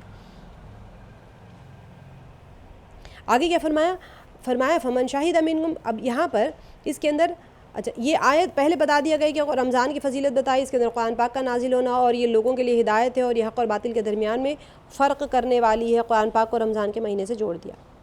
اب رمضان میں کرنا کیا ہے اصل میں؟ فمن شہد منکم الشہر فلیصمہ، کیا فرمایا کہ اگر جو کوئی تم میں سے ماہ رمضان المبارک کو پائے تو اسے روزہ رکھنا چاہیے۔ گویا کہ اس آیت کے ذریعے سے روزہ لازم قرار دیا جا رہا ہے، اور اس سے پہلے روزے کے عوض میں فدیے کی جو پچھلے آیتوں میں تھی، روزے کے عوض میں جو فدیے کی رعایت دی گئی تھی وہ ختم ہو گئی۔ پچھلی آیتوں کا اگر ہم دیکھیں گے، میں کیونکہ وہ آیت نہیں لی ہوں، جو آیتوں کا حکم نہیں ہے اب، تو اسی وجہ سے یہ آیتیں ہم کر رہے ہیں کہ اب سوائے عذر شرعی ہر عاقل بالغ کے لیے روزہ ضروری ہو گیا ہے۔ عذر شرعی میں بیمار اور مسافر آتے ہیں، ٹھیک ہے، اور شرعی سفر 3 دن کی مسافت ہے جو کہ 48 میل ہے۔ اس کو آپ کنورٹ کر کے دیکھ لیجئے گا تھوڑا سا نیٹ کے اوپر، میں اس کو کنورژن کا مجھے ٹائم نہیں مل پایا، آلموسٹ 75 کلومیٹر یا 80 کلومیٹر کے آس پاس ہوتا ہے۔ مائلز جو ہوتے ہیں نا، یو ایس میں آپ دیکھیں مائلز میں ٹریول کرتے ہیں وہ لوگ، ہمارے یہاں کلومیٹرز میں کرتے ہیں، وہاں پر مائلز میں کرتے ہیں۔ یہ 48 میل بنتا ہے۔ امام ابو حنیفہ رحمہ اللہ کے نزدیک کم از کم جو قدر سفر کرنا ہے وہ کیسا ہوگا، تو وہ روزہ قضا کر سکتا ہے۔ اگر اتنا ہو جائے تو پھر اس قدر اگر کوئی بندہ سفر کر لے تو پھر روزہ قضا کر سکتے ہیں، چھوڑ سکتا ہے، قضا مطلب بعد میں کر لے۔ بعض علماء نے کم از کم مسافت 36 میل بتائی ہیں، 36 میل بتائی ہیں۔ البتہ ابو داؤد شریف کی روایت میں یہ الفاظ آتے ہیں کہ من کان لہ حمولۃ، جس کے پاس سفر کے لیے سواری موجود ہو اس کے لیے بہتر ہے کہ سفر میں بھی روزہ رکھے، اگر نہیں رکھ سکتا تو بعد میں قضا بہرحال لازم ہے۔ رخصت اور عزیمت ہوتی ہے، ٹھیک ہے، روزے کو سفر کے حالت میں چھوڑنا رخصت ہے، اور اگر کوئی رکھ سکتا ہے تو عزیمت کا پہلو اختیار کرے اور اس کو رکھ لے۔ پھر کیا فرمایا، ومن کان مریضا او علی سفر، آگے آیت کنٹینیو چل رہی ہے، ختم نہیں ہوئی یہاں پر، ومن کان مریضا او علی سفر فعدۃ من ایام اخر، کہ جو کوئی بیمار ہو یا سفر پر ہو تو کیا کرے، دوسرے دنوں میں گنتی پوری کر لے۔ سال بھر میں کتنے 29 یا 30 دن کی گنتی پوری کرنا انسان کے اندر تقوی اور روحانیت پیدا کرنے کے لیے ضروری ہے۔ اب کوئی بندہ اگر پورا مہینہ سفر کر رہا ہے اور پھر پورا مہینہ کمپنسیٹ کر لے، بعد میں کچھ دن سفر کر رہا ہے تو وہ کچھ دن کمپنسیٹ کر، لیکن پورے سال میں آپ نے وہ روزے مکمل کرنے ہیں 29 and 30 ڈیز کے۔ جو ایام کے عورتوں کے یا کسی کی چھوٹ جاتے ہیں ان کو بھی اپنے روزوں کو قضا کرنے چاہیے آنے والے رمضان سے پہلے۔ کیونکہ کیوں ہو رہا ہے یہ، ہمیں ثواب کے علاوہ بھی انسان کے اندر تقوی اور روحانیت پیدا کرنے کے لیے ضروری ہوتا ہے۔ اس کے بغیر تقوی کا جو دیکھیں، اب مثال کے طور پہ آپ کوئی کورس کرتے ہیں تو آپ کو کوئی ڈپلومہ ملتا ہے نا، اب جیسے آپ یہ لوگ یہاں پر پڑھ رہے ہیں ماشاءاللہ، ایک 20 دن کا کورس کریں گے ہم لوگ، آپ کو ایک سرٹیفکیٹ دیں گے، تو اب یہ 30 دن کے روزے رکھیں گے تو اللہ تعالیٰ بھی تو تقوی کا ڈپلومہ دیں گے نا آپ کو۔ اس کی مثال ایسی ہے جیسے کہ کسی طالب علم کی سند ہو، اسی صورت میں ملتی ہیں جب وہ پورا امتحان پاس کر دیتا ہے، پورا سال اٹینڈ کرتا ہے کلاسز۔ آپ دیکھیں جو علم پڑھنے والے اگر صرف امتحان دیں گے تو ان کو پاس نہیں کرتے، کہیں گے میں گھر میں بیٹھ کے پڑھ لوں گی اور امتحان دے دوں گی۔ تو جو علم پڑھتے ہیں، یعنی قرآن اور حدیث کا علم جو پڑھتے ہیں، ان کو کلاس اٹینڈ کرنا شرط ہوتی ہے۔ آپ کلاس نہیں اٹینڈ کریں گے، ایگزام میں فل نمبر لائیں گے تب بھی آپ کو کوالیفائی نہیں کریں گے وہ لوگ۔ تو کیوں کہا جاتا ہے یہ؟ کیونکہ اس کے بغیر تقوی حاصل نہیں ہو سکتا، ٹھیک ہے۔ تو لہٰذا حصول تقوی کے لیے روزوں کی گنتی پوری کرنا لازم ہے، چاہے یہ رمضان کے بعد ہی کرنی پڑے۔ اب امام شافعی رحمہ اللہ فرماتے ہیں کہ اگر کسی شخص کے رمضان کے بعض روزے رہ جائیں اور وہ آئندہ رمضان تک ان کو قضا نہ کر سکے تو پھر ہر قضا روزے کے ساتھ اسے 2 مد غلہ بطور تاوان بھی ادا کرنا ہوگا۔ یہ شافعی کا مسلک ہے، ٹھیک ہے، ہمارا نہیں۔ امام ابو حنیفہ رحمہ اللہ کا کیا فرمان ہے کہ تاوان ضروری نہیں ہے، اسے روزوں کی قضا کرنی پڑے گی، چاہے وہ آئندہ رمضان کے بعد ہی کیوں نہ کر لے۔ لیکن قضا جو ہوتی ہیں، جو خواتین جو ہیں جن کے قضائیں بہت ساری ہوتی ہیں، مطلب ایام حیض کے علاوہ اگر کسی کی ولادت ہوتی ہے، نفاس کے ہوتے ہیں، یا پھر دودھ پلانے کے ایام جو ہم نے کل پڑھ لیا کہ عذر ہوتا ہے، چھوٹا بچہ ہے دودھ پلا رہے ہیں، بالکل آپ کے اوپر ڈیپینڈنٹ ہے، آپ نے روزے چھوڑ دیے ہیں، تو اپنی اگلے رمضان سے پہلے اس کو پورا کر لیں، اگر نہیں کیا ہے پچھلے بہت سارا ریکارڈ ہے تو پھر اس کو کمپلیٹ کر لیں۔ تو اللہ تعالیٰ کیا فرما رہے ہیں آگے؟ یرید اللہ بکم اليسر ولا یرید بکم العسر۔ اللہ تعالیٰ فرما رہے ہیں کہ اللہ تعالیٰ تمہارے ساتھ آسانی کا ارادہ کرتے ہیں، ولا یرید بکم العسر، اسے تمہاری دشواری منظور نہیں ہے، اس نے اللہ تعالیٰ نے تمہاری آسانی کی خاطر تمہیں سہولتیں اور رخصتیں بھی دی ہے، جیسا کہ حاملہ کے لیے اور کوئی انسان دودھ پلانے والی ہے اس کے لیے بھی سہولت ہے۔ تو مقصد یہ ہے کہ اللہ تعالیٰ جو فرما رہے ہیں یہاں پر کیا مقصد ہے تمہارے لیے آسانی کا، وَلِتُكْمِلُوا الْعِدَّةَ، تو یہ فرما رہے ہیں اللہ تعالیٰ کہ تم اپنی تاکہ تم گنتی پوری کر لو اور اس کے اثرات تمہارے اندر تقوی کی صورت میں ظاہر ہو، وَلِتُكَبِّرُوا اللَّهَ عَلَى مَا هَدَاكُمْ، اور تاکہ تم اللہ کی بڑائی بیان کرو جیسا کہ اس نے تمہیں ہدایت دی ہے۔ بعض فرماتے ہیں کہ اس سے کیا مراد ہے؟ تکبیرات مراد ہے، جو رمضان المبارک کے اختتام پر ہم جو نماز عید کی نماز کے وقت میں ہوتا ہے نا، وہ تکبیرات مراد ہے، ٹھیک ہے؟ کیوں؟ وَلِتُكَبِّرُوا اللَّهَ عَلَى مَا هَدَاكُمْ، جس طرح اللہ تعالیٰ نے ہدایت دی ہے تو تکبیرات جو ہوتے ہیں اس کے لیے، اور وَلَعَلَّكُمْ تَشْكُرُونَ، سب سے اہم چیز کیا ہے یہاں پر آ گئی، اور تاکہ تم اللہ کا شکر ادا کر سکو۔ ابو داؤد شریف کی روایت میں ہے کہ لِكُلِّ شَيْءٍ زَكَاةٌ، ہر چیز کی زکوٰۃ ہوتی ہے، اور زکوٰۃ الجسدی، جسم کی زکوٰۃ کیا ہے؟ الصوم، اور جسم کی زکوٰۃ روزہ رکھنا سے ادا ہوتی ہے، اور اس طرح انسان اللہ کا شکر ادا کرتا ہے، اور اللہ تعالیٰ کی توفیق سے اس نے اس فریضہ کو پورا کیا، اور اس طرح تقوی اور روحانیت کو اپنایا اور اس سے فائدہ اٹھایا۔ دیکھیے شکر ادا کیوں کرنا چاہیے؟ بھوکے رہ رہے ہیں تو شکر کیوں ہو؟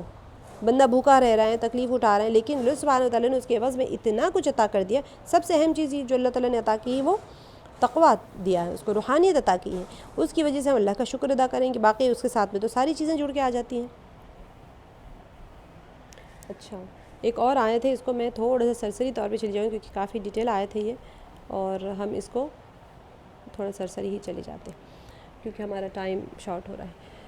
آگے کی جو آیت ہے آیت نمبر 185 سورہ بقرہ کی ہی آیت ہے، شہر رمضان الذی انزل فیہ القرآن اچھا نہیں، اس کے بعد کی ہے نا، سوری، یہاں پر احل لکم یہ آیت نمبر 187 پہ، احل لکم لیلۃ الصیام الرفث الی نسائکم ہن لباس لکم وانتم لباس لہن علم اللہ انکم کنتم تختانون انفسکم فتاب علیکم وعفا عنکم فالآن باشروہن وابتغوا ما کتب اللہ لکم وکلوا واشربوا حتی یتبین لکم الخیط الابیض من الخیط الاسود من الفجر ثم اتموا الصیام الی اللیل ولا تباشروہن وانتم عاکفون فی المساجد تلک حدود اللہ فلا تقربوها کذالک یبین اللہ آیاتہ للناس لعلہم یتقون۔ دیکھیں پھر سے یہاں پر تقوی ہی آ گیا۔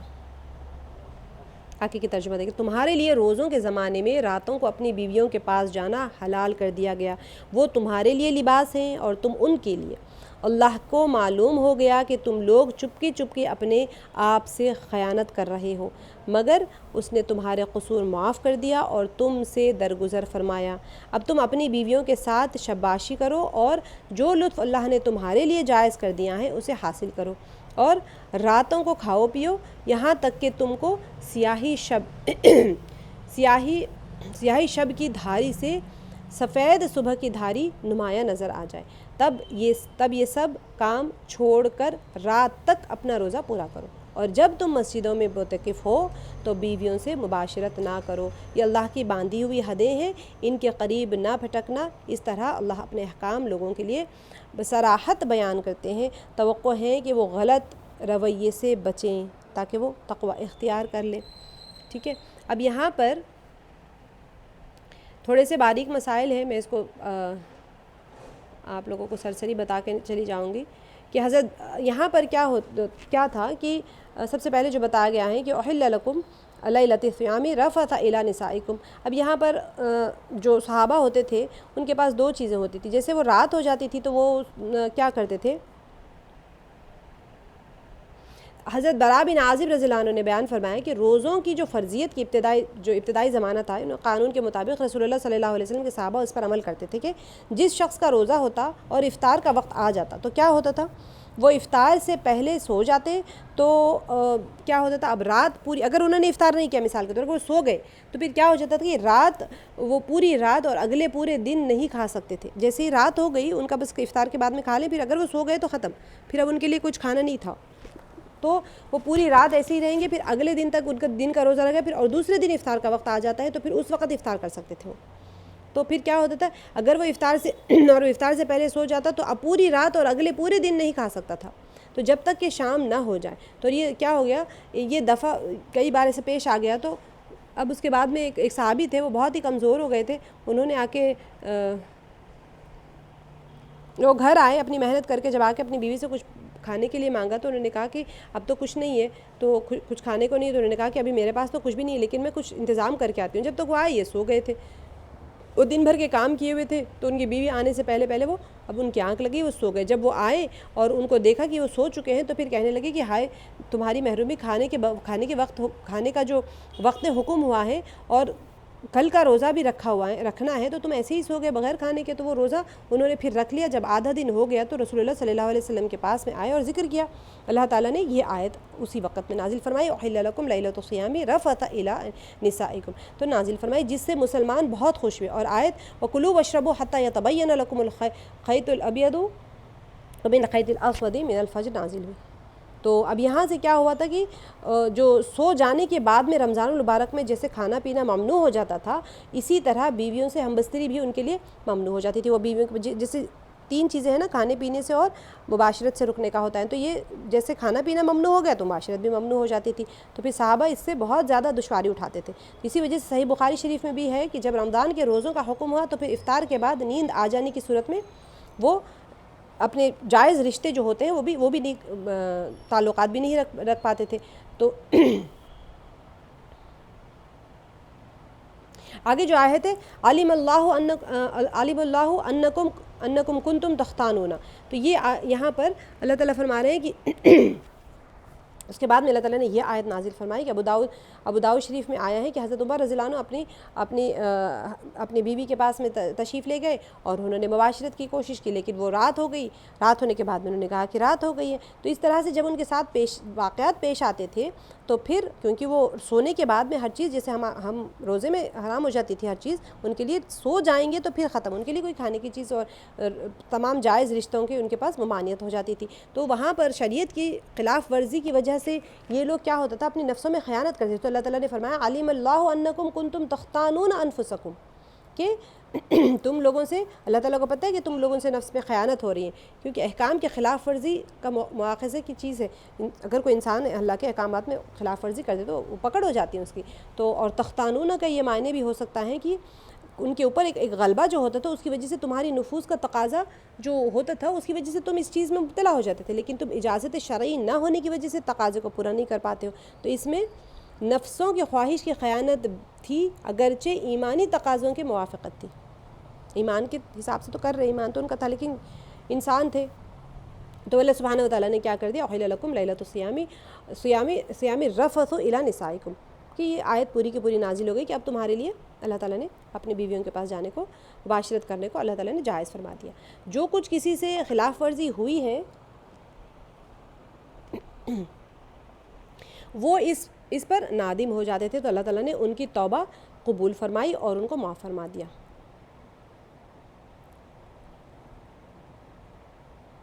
آگے جو ہے وَكُلُوا وَاشْرَبُوا حَتَّى يَتَبَيَّنَ لَكُمُ الْخَيْطُ الْأَبْيَضُ مِنَ الْخَيْطِ الْأَسْوَدِ مِنَ الْفَجْرِ. یہاں پر صبح صادق تک کھانے پینے کی اجازت کے بارے میں آیا ہے کہ اور کھاؤ اور پیو کب تک، یہاں تک کہ تمہارے لیے سفید تاگا سیاہ تاگے سے ممتاز ہو کر ظاہر ہو جائے، یعنی فجر کا تاگا. اچھا اس میں کیا ہوا تھا، یہ تو اجازت دی گئی تھی کہ روزوں کو راتوں میں صبح صادق ہونے تک کھاؤ پیو، یعنی کھا پی سکتے ہو۔ سفید تاگے سے جو ہے بیاض نہار یعنی کہ دن کی سفیدی جو صبح صادق سے شروع ہوتی ہے۔ آپ کو صبح صادق بتایا کہ صبح جو فجر کی اذان سے پہلے جو ایک آسمان کے اوپر ایک سفیدی آ جاتی ہے نا، وہ صبح صادق کہا جاتا ہے۔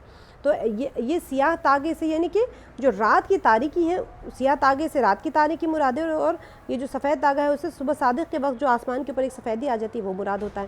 تو اب یہاں پر کیا ہوا تھا، حضرت سہل بن سعد رضی اللہ عنہ فرماتے، انہوں نے ان سے روایت ہے کہ جب آیت وَكُلُوا وَاشْرَبُوا حَتَّى يَتَبَيَّنَ لَكُمُ الْخَيْطُ الْأَبْيَضُ یہ والی جو آیت نازل ہوئی تھی، تو کیا ہوا تھا کہ تو بعض لوگوں نے اپنے پاؤں میں سفید اور کالا جو تاگا ہے وہ باندھ لیا اور برابر کھاتے پیتے رہے یہاں تک کہ ان میں یعنی ان دونوں میں فرق ظاہر ہو جائے۔ تو وہ زمانہ جو تھا وہ کوئی بجلی وغیرہ تو نہیں تھی وہاں پر، کہ ان لوگوں کو کیا وہ صبح ہو گئی، صبح صادق بھی گزر گئی اور روشنی پھیل گئی ہر طرف۔ تو پھر جب وہ دونوں تاگے ان کو آنکھوں سے نظر آنے لگے امتیاز اس کے اندر، تو ان حضرات نے خیط الابید اور خیط الاسود کا معروف معنی سمجھا۔ معروف معنی یعنی بالکل کالا اور سفید کب نظر آئے گا، جب دن کی روشنی آ جائے گی تبھی نظر آئے گا نا۔ تو پھر اللہ تعالیٰ نے لفظ من الفجر کو بھی نازل فرما دیا۔ سے معلوم کیا ہوا کہ خیط الابید اور خیط الاسود سے دن اور رات مراد ہے، ٹھیک ہے۔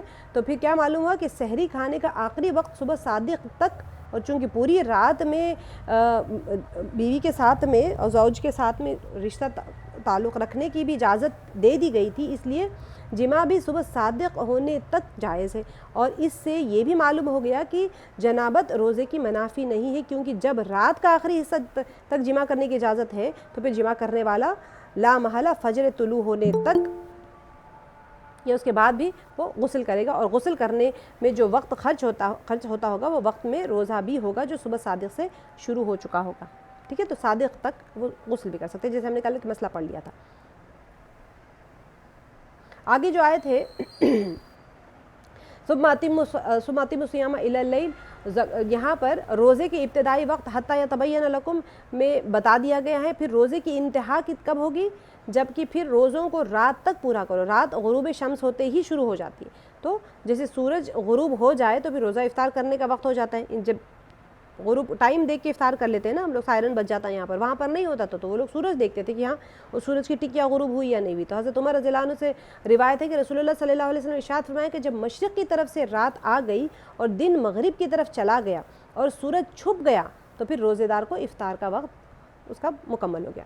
تو ایک مسئلہ دیکھ لیں، غروب ہوتے ہی فوراً روزہ افطار کر لینا چاہیے، یہ مستحب ہے، جیسا کہ سحری کھانا آخری رات میں مستحب ہے۔ آخری حصے میں جب آپ کرتے ہیں تو جیسے ہی غروب ہو گیا تو مستحب ہو جاتا ہے۔ اب اعتکاف کے فضائل اور مسائل دیکھ لی، تھوڑے سا میں اس کو ہلکا سا ہی لے جا رہا ہوں کیونکہ آیت میں مسائل زیادہ ہے، اور مسائل والی آیتوں کو زیادہ تر درس میں تفصیل سے نہیں جایا جاتا ہے۔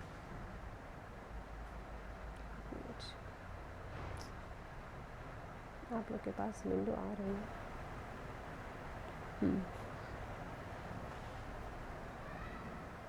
اچھا۔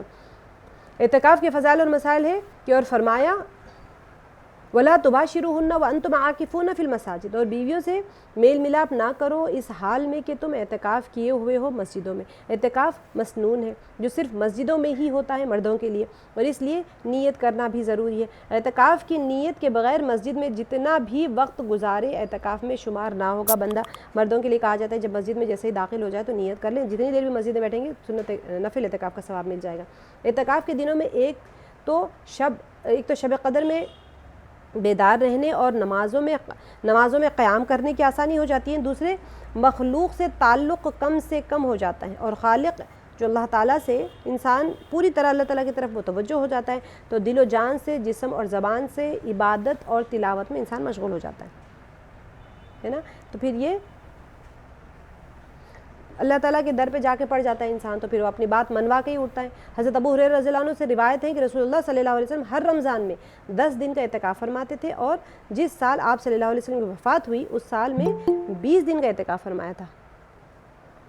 حضرت ابی بن کعب رضی اللہ عنہ سے روایت ہے کہ نبی اکرم صلی اللہ علیہ وسلم رمضان کے آخری عشرے میں اعتکاف فرماتے تھے، پھر 1 سال کا اعتکاف نہیں کیا تو آئندہ سال میں 20 دن کا اعتکاف فرمایا تھا جس سال انتقال ہوا تھا، اور 1 سال آپ صلی اللہ علیہ وسلم نے ماہ شوال میں بھی 20 دن کا اعتکاف فرمایا تھا۔ یہ حضرت ابن عباس رضی اللہ عنہ سے روایت ہے کہ رسول اللہ صلی اللہ علیہ وسلم نے اعتکاف کے بارے میں ارشاد فرمایا کہ وہ گناہوں سے روکتا ہے، اور اس کے لیے اس شخص کا ثواب لکھا جاتا ہے جو تمام نیکیاں کرنے والا ہو، اور رات ہو یا دن اعتکاف میں کوئی شوہر بیوی کے تعلقات دونوں چھونا بھی جائز نہیں ہوتا. اگر کوئی انسان اس طرح کا گناہ کر لے تو اعتکاف یعنی اس طرح کا کوئی تعلق رکھ لے تو اعتکاف فاسد ہو جائے گا. ٹھیک ہے. آگے جو فرمایا لیلۃ القدر خیر من الف شہر کہ شب قدر 1000 مہینوں سے بہتر ہے، تو لہٰذا شب قدر کی تلاش میں رہنا چاہیے، اور خاص کر کے آخری عشرے کی طاق راتوں میں اسی کو تلاش کرنا چاہیے، کیونکہ 83 ایئرس جو ہوتے ہیں، چند ماہ، 83 ایئرس کوئی چھوٹا وقت تو نہیں ہے نا. اتنے گھنٹوں کے انسان تھوڑی دیر رات میں جاگ لے تو اس کو اتنا لمبا ثواب مل جاتا ہے. آگے جو ہے تلک حدود اللہ فلا تقربوها، تو آگے جو اللہ تعالیٰ فرما رہے ہیں کہ یہ اللہ کی باندھی ہوئی حدیں ہیں، اس کے قریب بھی مت جانا. تو اللہ سبحانہ و تعالیٰ بندے کو اسی طرف اشارہ کرتے ہیں کہ جو اللہ تعالیٰ نے باندھی ہوئی حدیں کب کہا جاتی ہیں کہ یعنی اللہ تعالیٰ کی جو حد بندیاں ہوتی ہیں ان کے پاس نہ پھٹکو. جو پچھلی آیت میں جو روزے کی فرضیت اور مریض اور مسافر کے لیے رخصت اور روزے کی جو ابتدا اور انتہا کے اوقات بیان کیے ہیں، اور اعتکاف والوں کے لیے جو اللہ تعالیٰ نے ارشاد فرما دیا کہ اعتکاف میں مباشرت نہ کریں، ان سب کے بیان کرنے کے بعد میں ارشاد ہے کہ یہ احکام اللہ کے حد بندیاں ہیں. حدود سے آگے مت بڑھو، جو حکم جس طرح ہوا ہے اس کو اسی طرح پورا کرو، اور ایسی صورت اختیار نہ کرو جس سے روزہ یا اعتکاف فاسد ہو جائے. یہ جو نفس کو پاک کرنے کا جو ہے نا، اسی وجہ سے روزہ رکھا جا رہا ہے، تو انسان کو وہ درجے کا اس کو حاصل ہو جاتا ہے انسان کو. رمضان کا روزہ بلا عذر شرعی اگر کوئی بندہ چھوڑ بھی، اصل تو چھوڑنا ہی نہیں چاہیے اور توڑنا بھی نہیں چاہیے. اب حد بندیوں کے قریب جانے کی ممانعت سے یہ بھی معلوم ہوا کہ کوئی ایسا کام نہ کرے جس سے روزہ ضائع ہو جائے. نہ سحری میں اتنی دیر کریں کہ صبح صادق ہو جائے، نہ افطار میں اتنی جلدی کریں کہ سورج چھپنے سے پہلے انسان کوئی چیز کھا کے فارغ ہو جائے. حالت روزے میں منہ میں ایسی کوئی چیز نہ لیں جس کے اندر جانے کا اندیشہ ہو، اور وضو کرتے وقت ناک میں پانی اتنی زیادہ مبالغہ نہ کریں کہ پھر وہ ناک میں پانی جانے کی وجہ سے اس کا روزہ ہی ختم ہو جائے. اور روزے میں مسواک کرنا تو احادیث شریفہ سے ثابت ہے، لیکن دوسری چیزوں سے روزے میں دانت صاف کرنے کو بھی فقہا نے منع فرمایا ہے، کیونکہ اس سے جو کوئی چیز ہوتی ہے، منجن ہے، پیسٹ ہے، کوئی چیز مل کے تھوک میں مل کے اندر جانے کا اندیشہ ہوتا ہے، جس سے روزہ ٹوٹ جانے کا شائبہ ہوتا ہے. تو یہ اللہ تعالیٰ کی باندھی ہوئی حدیں ہیں. اللہ تعالیٰ فرما رہے ہیں کہ اس کے قریب بھی مت جاؤ. اس سے ہمارا آج کا جو سیشن اس کا ہے وہ آیات کا ہے وہ مکمل ہوا. اور کوشش یہ کرنا چاہیے، جو آپ لوگ ماشاءاللہ سن رہے ہیں تو یہ چیز کا دھیان رکھیں کہ آج میں نے جو سنا ہے، آج ہم نے تقوی کے اوپر جو سنا ہے، ہر چیز کی جسے کہتے ہیں نا روٹ تک جانے کی کوشش کریں. اس کی اصل کیا ہے، اصل مقصد کیا ہے، وہ اگر پکڑ لیں گے نا تو پھر کیا ہو جاتا ہے کہ بندہ ادھر ادھر نہیں بھٹکتا. اللہ سبحانہ و تعالی ہم سے چاہ کیا رہے ہیں اس مہینے میں.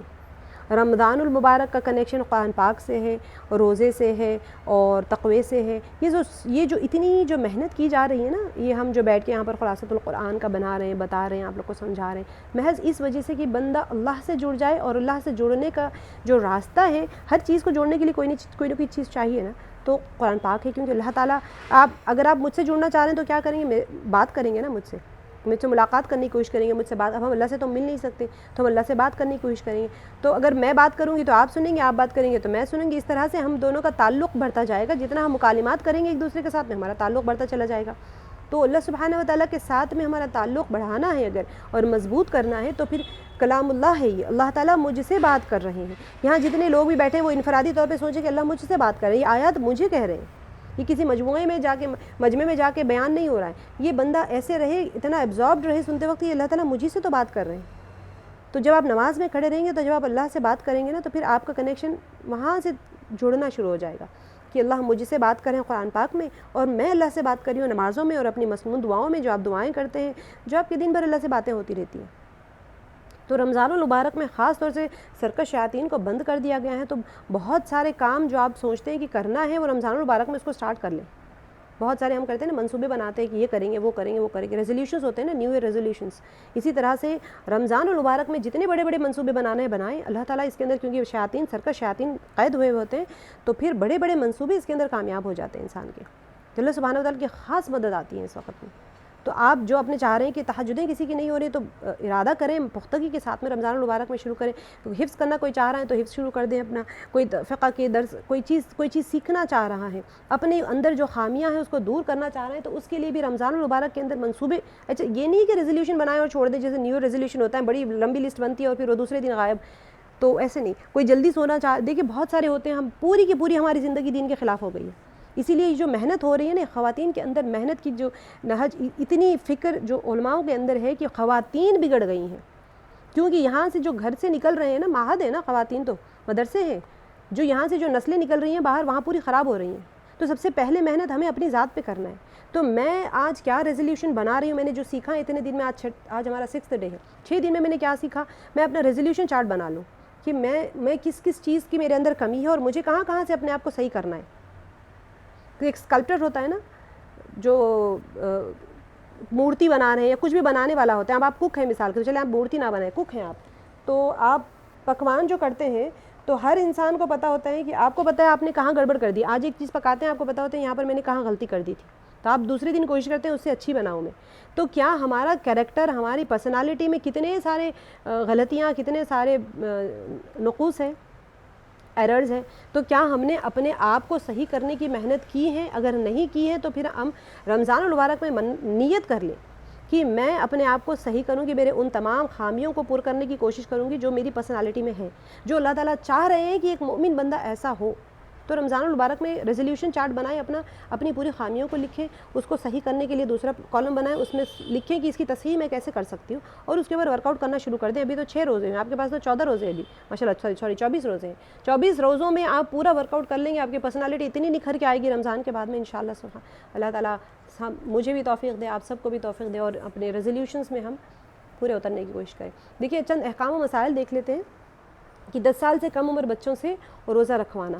10 سال سے کم عمر کے بچے, دیکھیں مائیں ہیں ماشاءاللہ آپ لوگ, تو 10 سال سے کم عمر کے بچے ہوتے ہیں, ممتا اندر سے جاگ اٹھتی ہے امڑ امڑ کے, ہم سوچتے ہیں بچہ چھوٹا ہے کیسے روزے رکھے گا. تو مسئلہ جان لیں کہ کیا مسئلہ ہے, کہ 10 سال سے کم عمر کا بچہ اگر ایسا صحت مند ہو, ٹھیک ہے, کہ روزہ رکھنے سے اس کو کوئی مشقت نہ ہو, تو ایسے بچے سے روزہ رکھوانے میں کوئی حرج نہیں ہے. بعض وقت ہوتا ہے نا بچے 15 سال کے لگتے ہیں, دیکھنے میں اتنے دبلے پتلے ہوتے ہیں کہ 8 سال سے بھی کمزور لگتا ہے بچہ, اور بعض اوقات یہ ہوتا ہے کہ 10 سال کا بچہ بھی 15 سال کی طرح صحت مند ہوتا ہے, تو پھر اس سے رکھوا سکتے ہیں آپ. لیکن اگر بچہ کمزور ہو, ٹھیک ہے, یا اتنا چھوٹا ہو کہ روزہ رکھنا اس کے لیے سخت تکلیف کا باعث ہو, تو پھر اس سے روزے نہیں رکھوانا چاہیے, لیکن رکھوانے میں بہتری ہے. آج کل لوگ جو ہوتے ہیں وہ کیا کرتے ہیں, ایسے ہی مطلب زبردست بالغ لوگ چھوڑ دیتے ہیں زبردستی, اور بچوں کو روزے ہی رکھنے نہیں دیتے. اگر رکھنے نہیں دیں گے تو عادت کیسے ہوگی ان کو. کئی بچے ایسے ہوتے ہیں 6 7 سال 8 سال کی عمر سے پورے روزے رکھ لیتے ہیں. تو ہمارا کام ہوتا ہے, شیخ عبد القادر جیلانی رحمۃ اللہ علیہ جیسے ہی نومولود بچے یعنی گود کے بچے تھے, ٹھیک ہے, اب وہ ان کی جیسے ہی چاند نظر, ایک بار ایسے ہوا تھا کہ وہ رمضان المبارک کے پورا مہینہ جو روزے کا وقت ہوتا ہے دودھ نہیں پیتے تھے ماں سے, تو ایک بار چاند میں شبہ ہو گیا تھا, نظر آیا نہیں آیا, تو سب نے کہا کہ دیکھو بچہ دودھ پی رہا ہے یا نہیں پی رہا, اگر دودھ نہیں پیا تو رمضان ہے. سبحان اللہ, انہوں نے دودھ نہیں پیا, سب کو پتہ چل گیا کہ آج پہلا روزہ ہے. سبحان اللہ, مادرزاد ولی تھے. تو یہ بچے چھوٹے چھوٹے, گود کا بچہ, دودھ پیتا بچہ نہیں پی رہا تھا ماں کا دودھ, تو کوشش کر کے رکھوانا چاہیے.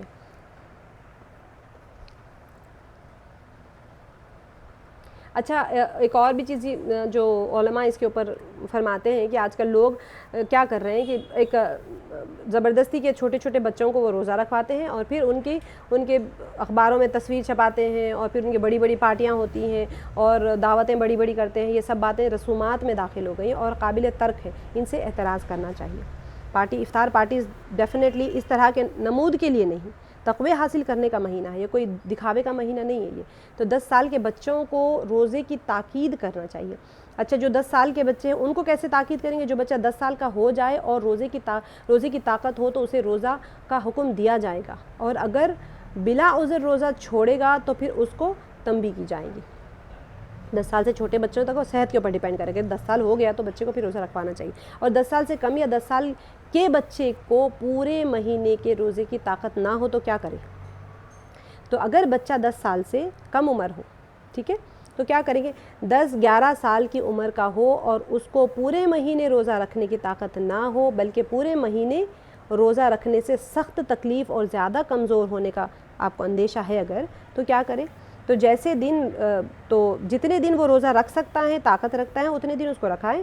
پھر جو دوسرے روزے ہیں اس کو سختی نہ کریں. بچے کو اگر 10 سال سے کم یا 10 سال کا بچہ ہوگا تو دیکھیں آپ کو. اب ماؤں کے اندر سب سے اہم چیز جو ہوتی ہے نا، یہ ساری مائیں اور مائیں بہنیں بیٹیاں بیٹھی ہوئی یہاں پر، تو وہ اپنے بچوں کو شیر بنانے کی کوشش کریں. گیدڑ بکریوں کو، ہماری امت کو گیدڑ بکریوں کی ضرورت ہی نہیں ہے. تو وہ جو شیر دلی آتی ہے نا، وہ صحابیات دیکھیں نظم پڑھتی تھی اپنے بچوں کو. شہادت بچے کو لوری دے کے سلاتے ہیں نا، تو اس وقت میں وہ ایسی ترانے پڑھتے تھے کہ بچوں کو یعنی جہاد کے لیے اور شہید ہونے کے لیے ابھارتے تھے کہ میں کل قیامت میں فخر سے کہوں کہ میرے 8 بچے 10 بچے شہید ہوئے تھے جہاد میں. تو یہ اصل ہے، موت سے محبت جب ہو جاتی ہے نا تو پھر انسان ہو جاتا ہے نا سمندر کے اوپر جھاگ کی طرح ہو جاتا ہے. اچھا کسی عورت نے نفلی روزہ رکھا پھر حائضہ ہو گئی. اچھا نفلی روزے رمضان میں نہیں رکھ سکتے، عام طور پہ کہہ رہی ہوں میں. نفلی روزہ اگر کوئی بندہ رکھ رہا ہے اور اگر وہ حائضہ ہو جائے تو پھر کیا کرے؟ اگر کسی عورت نے نفلی روزہ رکھا یا پھر صبح صادق کے بعد حیض شروع ہو گیا اس کو، تو پھر یہ روزہ شروع کرنے سے لازم ہو گیا. اب اس نے روزہ تو شروع کر لیا، صادق کے بعد میں اس کو حیض آ گیا، تو پھر کیا کرے؟ لہٰذا اب وہ بندی کیا کرے؟ حیض ختم ہونے کے بعد اس روزے کی قضا لازم. نفل روزہ، رمضان کے روزے تو ٹھیک ہے، نفل روزوں میں اکثر یہ ہوتا ہے نا، نفل نماز آپ نے شروع کر دی، آپ کو حیض آ گیا، تو پھر نفل نماز کی بھی آپ نے قضا کرنی ہے، سنت کی بھی کرنی ہے، فرض تو آپ کے لیے معاف ہے. مسافر زوال سے قبل مقیم ہو گیا، ہم نے ابھی پڑھا ہے نا آج کی مسافر اگر ہو تو پھر اس کے لیے وہ نہیں ہے، روزے میں رخصت ہے اس کو. لیکن اگر مسافر ہے، زوال کب ہوتا ہے؟ میں نے آپ کو بتایا تھا 3 اوقات بتائے تھے، طلوع، زوال اور غروب. زوال یعنی سورج سر پہ سے جب ڈھلنے لگتا ہے، تو زوال اینڈ سورج سر کے اوپر جب ہوتا ہے. تو اگر مسافر نصف النہار شرعی، یعنی میں نے آپ کو کل سمجھایا تھا، بلکہ پرسوں سمجھایا تھا، نصف النہار شرعی کیا ہوتا ہے کہ جو صادق سے لے کر غروب تک، صبح صادق سے لے کر غروب تک کے درمیانی ٹائم کو اس کے اندر ڈیوائیڈ کرنا ہوتا ہے آدھے حصے میں، تو وہ ہوتا ہے نصف النہار شرعی. یعنی دعوی کبریٰ سے قبل اگر کوئی مقیم ہو گیا اور اب تک اس نے کوئی جو روزے توڑنے والی کوئی چیز نہیں کھایا پیا، کچھ بھی نہیں کیا اس نے، تو پھر کیا ہوگا؟ اس کے ذمے لازم ہے کہ وہ نیت کر کے اس دن کا روزہ رکھے. آپ کہیں گئے تھے اور آ گئے تو پھر کیا کرنا ہوگا؟ اس دن کا آپ کو روزہ رکھنا ہوگا. روزے میں جو کام مفسد نہیں ہے وہ دیکھ لیں کہ بھول کر کھانا پینا یا جماع کرنا. بھول کر کھانا پینا یا جماع کرنے سے روزہ نہیں ٹوٹتا، بھول کر، ٹھیک ہے. اور روزے میں خون اگر آ گیا، خون کا اگر کسی کو ٹیسٹ کروانا ہے تو روزے کی حالت میں خون نکال کر ٹیسٹ کرانے سے روزہ فاسد نہ ہوگا. لیکن اتنا زیادہ خون نہ نکالنا چاہیے کہ جس سے کمزوری انسان کو آ جائے. بلڈ ڈونیشن کر دیتے لوگ جا کے، روزے نہیں کرنا چاہیے. ہاں کوئی بلڈ ٹیسٹ کرنا ہے تو نکال سکتے ہیں، اس سے روزہ نہیں جاتا آپ کا. اچھا دل کے مریض کا زبان کے نیچے گولی رکھنے کا اگر حکم ہے تو پھر جو مریض ہوتا ہے، امراض قلب میں جو گولی زبان کے نیچے رکھی جاتی ہے، ساربیٹریٹ جو ہوتی ہے نا، تو وہ اگر وہ وہیں جذب ہو کر تحلیل ہو جاتی ہے، وہیں پر اگر وہ گھل جا رہی ہے تو اس سے روزہ نہیں ٹوٹتا. لیکن اگر دوا کے اجزاء لعاب کے ساتھ مل کر حلق کے راستے سے اندر چلے گئے، تھوک میں مل کے اگر اندر چلے گئے مثال کے طور پہ، تو پھر روزہ ٹوٹ جائے گا.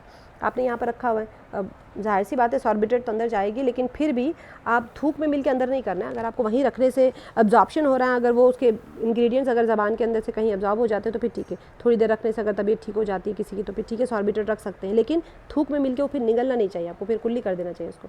اچھا روزے میں انجیکشن لگوانے کا یا ٹیکا لگوانے کا کیا حکم ہے؟ اگر روزے کے دوران انجیکشن لگوایا یا ٹیکا لگوایا تو پھر اس سے روزے پر کوئی فرق نہیں پڑا. لیکن ایسا انجیکشن ہو کہ اس کے اندر جو دوا ہوتی ہے وہ براہ راست دماغ یا معدے تک پہنچتی ہو تو روزہ ٹوٹ جائے گا. براہ راست آپ معدے تک پہنچا رہے ہیں، یعنی کوئی اس طرح کا ڈال رہے ہیں کہ آپ کے معدے تک پہنچ رہے ہیں، غذائیت کی شکل میں جا رہی ہیں، تو پھر وہ ٹوٹ جائے گا. پھر دماغ تک اگر کوئی چیز جا رہی ہے، دوا جا رہی ہے تو ٹھیک ہے. اب روزے میں گلوکوز چڑھوانے کا کیا حکم ہے؟ کہ روزے کی حالت میں گلوکوز چڑھوانے سے روزہ نہیں ٹوٹتا، ٹھیک ہے، کیونکہ دوا براہ راست دماغ یا معدے تک نہیں. اصل رول کیا ہے کہ آپ کے پیٹ میں نہیں جانی چاہیے کوئی بھی چیز، اور دماغ تک نہیں جانی چاہیے. آپ نے گلوکوز چڑھوایا تو وہ خون میں مل گیا نا، تو بلکہ رگوں کے واسطے سے جاتی ہے.